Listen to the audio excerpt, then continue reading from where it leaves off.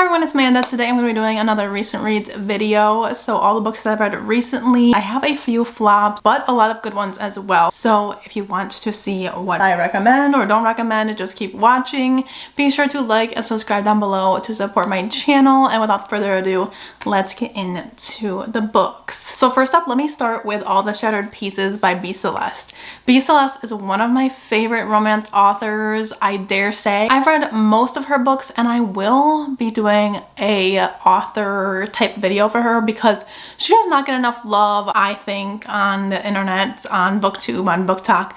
I feel like her books are so good every single time. I haven't read a B. Celeste that I rated less than 4 stars, so I just really love her writing and the topics that she focuses on. She's more like a hard-hitting contemporary with a lot of steam, but also like just good topics that are very human, and I really enjoy that about her. She recently started writing a sports romance series that I need to get into. I think the first one's called Dare You to Hate Me, but anyway, that's besides the point. This one is a novella and it's in Caden's perspective. So if you read Underneath the Sycamore Tree by her, this is a little novella that follows Caden after Emery. And it is so sad, but I really loved the bonus scenes the most in this novella. I rated it 4 stars. I did really like being in Caden's head and getting to see the bonus scenes in the back. So it follows events that are really important in the first book, but from his perspective. And I really loved that. And it just brought me back to all the emotions that I felt while reading Underneath the Sycamore Tree. And I just loved him so much. I love that book. It's so good, so emotional. And it's one of the only emotional illness type stories that I've enjoyed.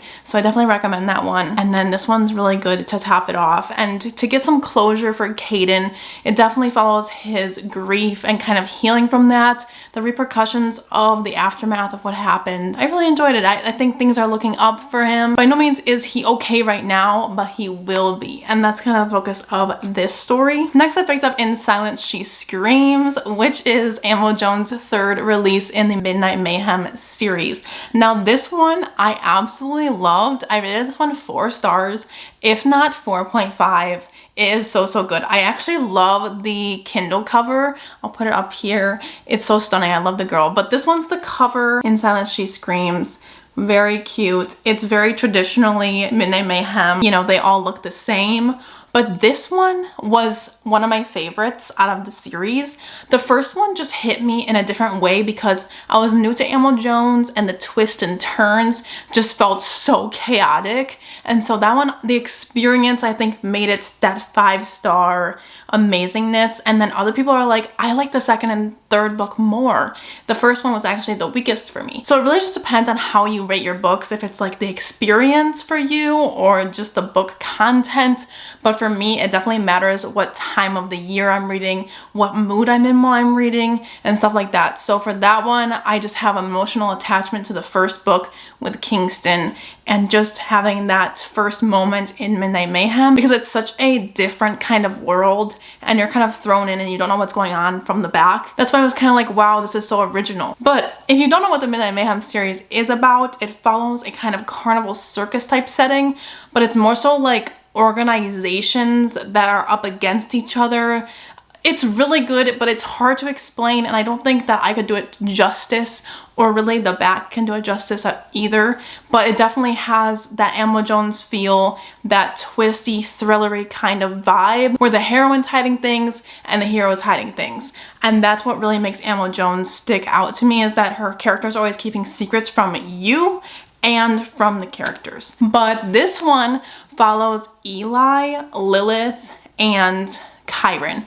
So Chiron we meet in the first 2 books. He's like one of the scariest of them all. And then we have Eli, who is actually part of the Elite Kings Club series. I haven't read it, so I didn't get that like emotional connection to him right away. But I absolutely loved him in this book. He was my fave. But also I just loved Chiron. It was very hard to choose, but Lilith is in this relationship with both of them, and it's literally perfection. I love me a throuple, okay? I'm just gonna put it out there. I absolutely love it when a book does this right. And this one does it so right, like so right. Let me tell you, the steamy scenes are some of the hottest that I've read. It is so steamy. It gets you all hot and bothered. If that's what you're looking for, pick this up. It is fantastic. Also, Lilith as a character, Ma'am. She's so hot. That's all I have to say. That's all I have to say. Then we have Addicted to You. So this one I'm doing for a video series. I'm doing like a Addicted to You vlog, but I thought I'd talk a little bit about this, but not too much. So this one I also rated 4 stars. I really enjoyed it, spoiler alert. And Lily and Lo are one of my favorite couples that I've read about. Their personalities are just so different from other characters and they just stand out. This is very much a character-based story. So if you really like your characters fleshed out and less plot, you're going to love this, because honestly what happens in this book, there are things going on, but it's more so learning about these characters, learning about her family dynamic and his family dynamic, and just everything coming together at the end. It's very much a character-based story, so if you love that in your romances, you're going to love this. It's going to have a lot of characters throughout the series, so I'm really trying to get them in my head and really focus on them, because sometimes in series I tend to like brush over the side characters, but in this I know that like her sisters and everything are going to be part of the series, so I'm trying to really get to know them and stuff. So in this one we're following Lily and Lo, and they are best friends. They've been best friends since they were children, but they both have addictions and they help each other hide them. So it's very like not good. And they fake date as a way to hide it from their family. Lo has an alcohol addiction, and then Lily helps him hide that by dating him and just making him out to be like this perfect guy. And it really does work for their family. It's been happening for 3 years now in this book, so obviously it's been working for them. And then Lily has an addiction to sex, so he also hides that for her and just like covers for her as she covers for him. But in this book the addictions are just getting worse and worse, and it's really beginning to be a problem, even though it has been a problem, but it's really affecting their lives and their experience in college and just their friendship altogether. And we have a romance coming on. So Lo obviously is in love with Lily. Lily just doesn't know that, and she is just so focused on other guys that she doesn't notice that Lo is in love with her. And it's so cute, but also it has a lot of heart in it and a lot of family. I love the family and the found family aspect. So we have a lot of like best friends coming in, and Connor Cobalt, which I'm loving him. I don't want to give too much away because I did vlog for this, so I'm gonna leave it at that. Then we have 3 books that I did do a vlog for, so I'll link it up in the cards and down below. It was like a suspense romance slash dark romance reading vlog. So I did talk about these a lot in that, so I don't want to like be too repetitive, but I have to talk about these because one of these is one of my favorites of 2021.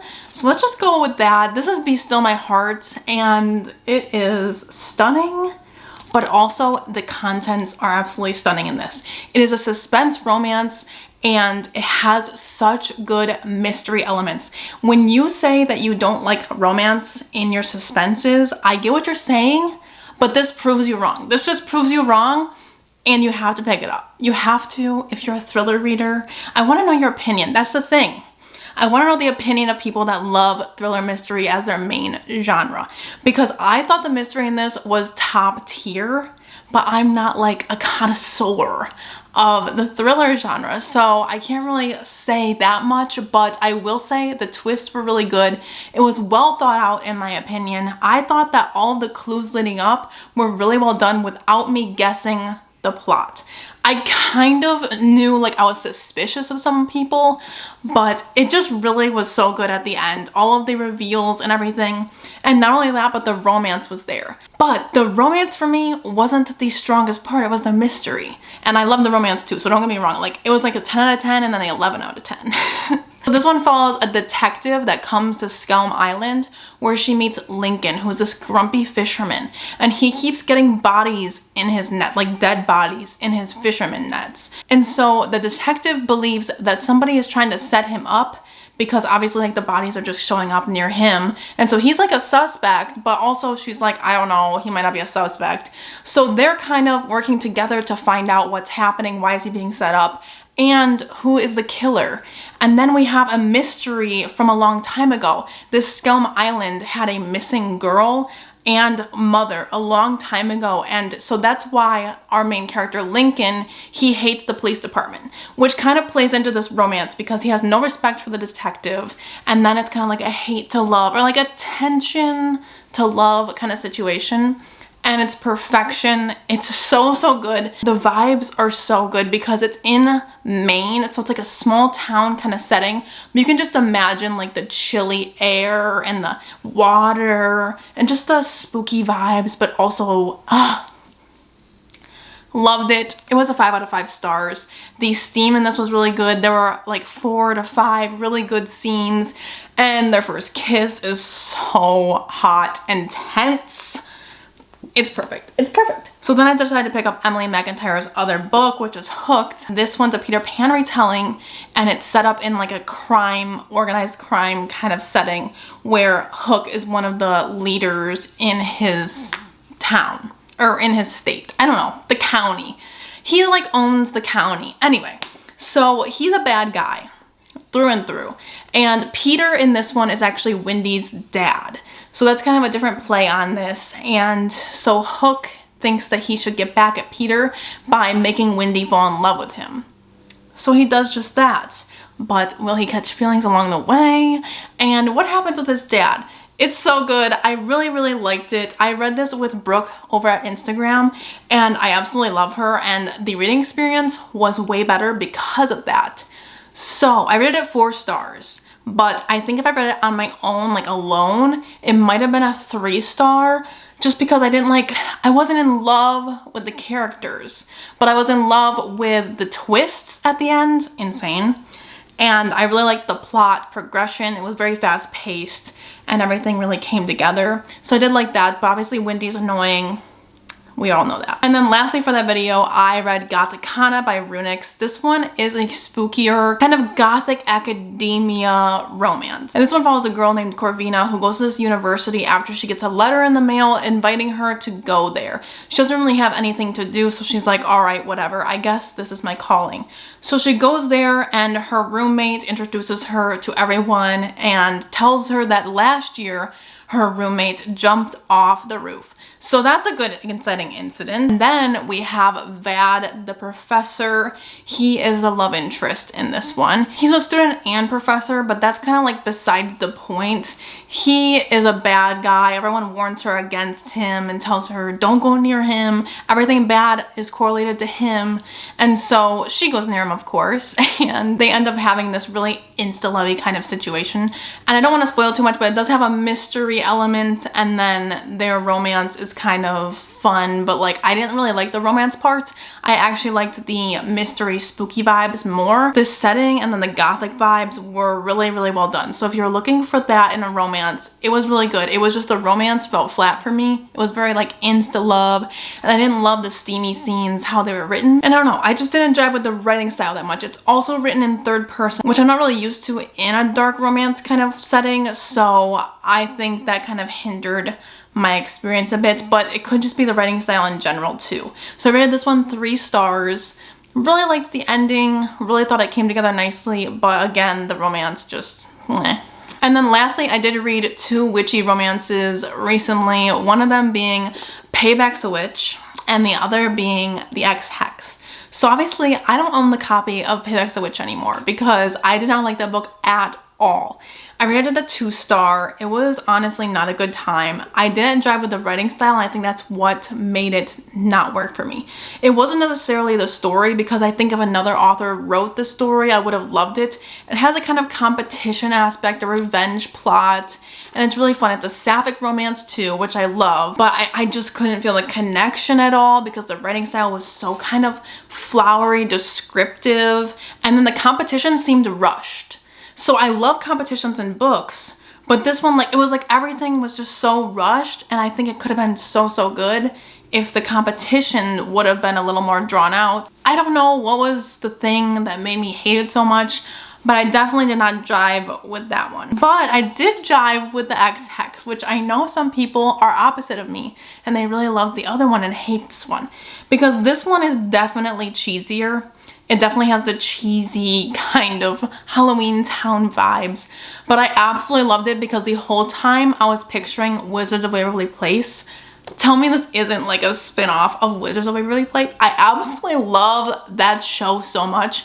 And the whole time I was imagining Alex Rousseau, and it was fantastic. I loved the best friend in this. I loved the main character, her spunky attitude, and then the whole plot and how it just went every which way, and it had like a little adventure all the time.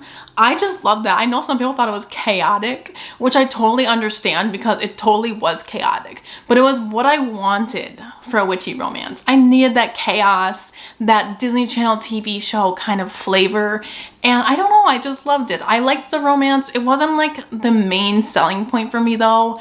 It was just like fun and fine, but it was definitely like a little more steamier than I thought it was gonna be. Like by no means was it like on fire or anything, but for like this cover and like the premise, I thought it was pretty steamy. I had some really tense scenes, so if you like that, I definitely think you should pick this up next season, or if you're still in a witchy mood. And I rated it 4 stars. So those are all the books that I've read recently. Hopefully you got 1 or 2 recommendations from this. If anything, let me tell you, Be Still My Heart, please read it. It's so good. Please read it and tell me how you like it because I need to know. And also Incense, She Screams, and also Be Celeste. Anything but Be Celeste. Thank you for listening, and thank you so much for supporting my channel. I really appreciate you. I hope you have a good day wherever you are, and I'll see you in my next one. Bye guys.